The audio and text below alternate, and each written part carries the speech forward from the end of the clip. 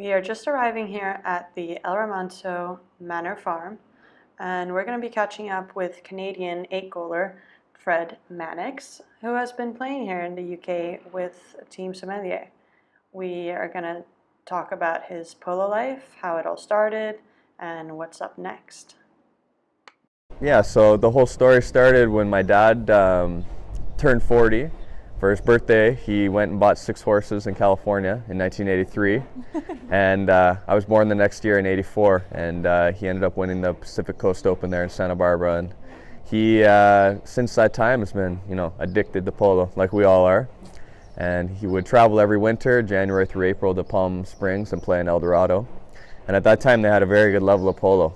They hosted the U.S. Open in '92 and '93, 26 goals, and so I was exposed as a young boy to the top players. I had great mentorship from 9-10 goal players at the time who set up the Pee Wee Polo program there. And every Saturday and Sunday morning at 9 a.m. all the kids would get together and we'd play amongst each other, and we'd have the fathers give a lot of the instructions. So it'd be like Joe Wayne Barry, Corky Linfoot, Jason Crowder's father, Steve Crowder, Artie Cameron.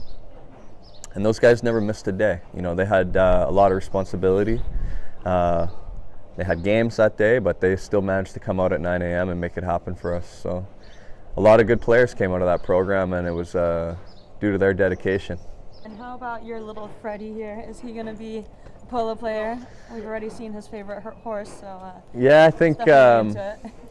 I think the most important thing with the kids is that they're comfortable around the horses, and they want to come to the barn, and you have positive experiences, because a bad experience can steer young children away from horses or polo. So I'm not pushing him to ride or do anything. I just want him to be a sportsman, really. And as far as the horses are concerned, he's not showing that he wants to come and do it every day, but he's not afraid to sit on the horse. So far so good. Well, he's also still quite small. So. Yeah, he's a little guy. See. He's not even three yet, but it'd be much better if he played polo, because we're breeding lots of horses every year, and at one point they're going to be for someone other than me and my brother. So it would be nice to have him continue on the tradition. Some big boots to fill here. Well, the HPA about 3 years ago now, they made a very conscious effort to get into the clothing business. They've seen what the USPA has been able to do with their clothing line and the money that's been raised, and really it's the success of that whole program. And so the HPA, they hired an outside consultant, Simon Hawkins, who had previous experience at Reebok, and he's been putting together the business plan, and they really put that into motion about 18 months ago. And part of that was incorporating a authentic polo equipment line, which I'd previously been running Millerville in Argentina and Canada, and so it was a natural fit for them to bring those products into the line. And I was actually looking for something that was a little bit more robust than just polo equipment. So to have the lifestyle collection added was a very natural marriage of 2 people and 2 companies. And at the same time, they were looking for a high goal player that was playing internationally, and luckily Simon selected me as the global brand ambassador, and so here we are, looking sharp, feeling great. And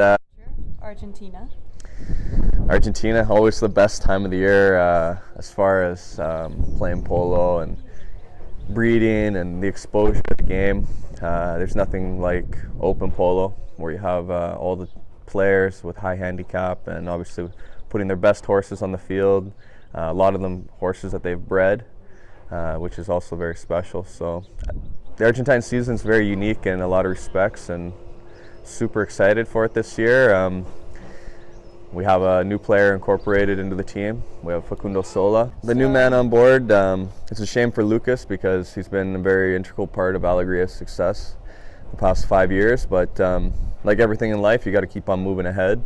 And we made the team decision to invite Facundo to join us, and luckily he's accepted. So I'm feeling very optimistic. We know that played together before? We've never played together, but we've played against each other a bunch. And obviously he's a great player, well-mounted, hungry, and he has a great set of horses. So we tried to select a player with horses that was well-rounded, that we thought was coming up, and I think Facundo's the right choice. I mean, obviously, it's tough to say before you've ever played together, but the team is very optimistic, and it could be a good year. I mean, we know Lotto Fina's much better than us at this moment, but we'll be looking to catch up, and we know that Ellerstina's played all the finals. So first we have to catch up to Ellerstina, and then if we want to win, make a great game plan and execute on the day to beat Lotto Fina. No secret of how we want to play. We just want to play a bit better, be a little bit better mounted, and in the moment of truth, make it happen. Yeah, go for it. Go for it. No excuses this year. Let's go.